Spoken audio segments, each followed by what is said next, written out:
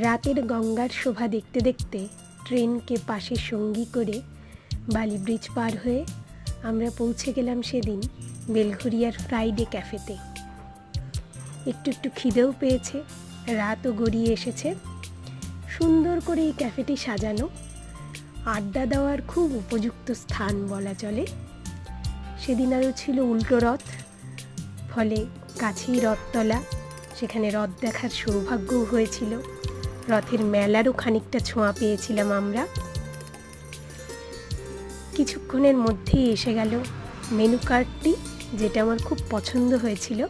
আমরা খুব স্বাভাবিকভাবেই প্রাণটাকে জুড়োনোর জন্য নিয়ে নিয়েছিলাম আমাদের পছন্দের ভার্জিন মোহিত, যদিও সেই মার্গের লাগেনি।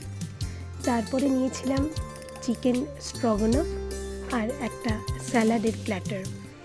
এই দুটোর টেস্ট মোটের ওপর ভালোই ছিল।